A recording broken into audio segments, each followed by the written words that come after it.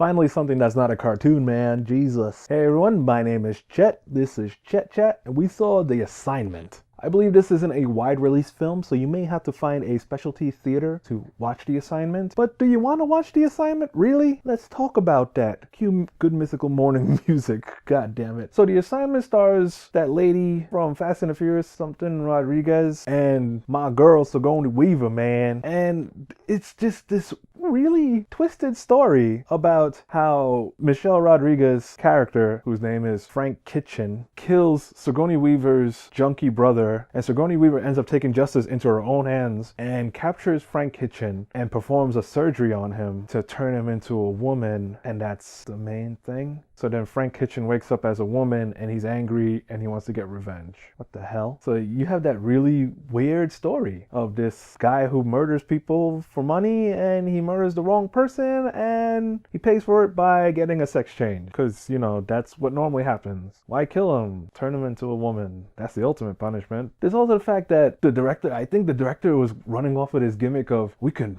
make a woman look like a man and it's gonna look cool. So Michelle Rodriguez in the beginning of the movie looks like a man, and it looks like obvious. Like, if you know how Michelle Rodriguez looks, it's hard to not see the prosthetics that they put on her. They even gave her a Johnson, and it looks funny. And then finally she gets the sex change, and you're like, finally we get to see Michelle Rodriguez regularly, not looking like a man. And you follow this really twisted up storytelling of Michelle Rodriguez's point of view and Sigourney Weaver's point of view, because Sigourney Weaver's character in this actually runs an underground clinic because she lost her medical license, and she's really good at plastic surgery and helping people get their sex changes because it's too expensive to do. But she ends up getting busted because Frank Kitchen actually sets her up by making her look like one of her doctors murdered everybody in her makeshift underground hospital. So Sigourney Weaver's character is actually put into a mental institute. She's trying to get her way out of the mental institute and put the blame back on Frank Kitchen. So you're just following her trying to get out of the insane asylum while Frank Kitchen is telling his story on how he ended up doing what he did to Sigourney Weaver. It sounds kind of interesting, but the way how they tell the story is super boring and super convoluted, super uninteresting, and not well put together. It's so clunky. It's like, this is a circle piece, this is a square piece. They don't work, man. And they run off of the gimmick of, oh, he's a sex change. It's almost like Face Off, but kind of stupid. I know, how can you get dumber than Face Off, right?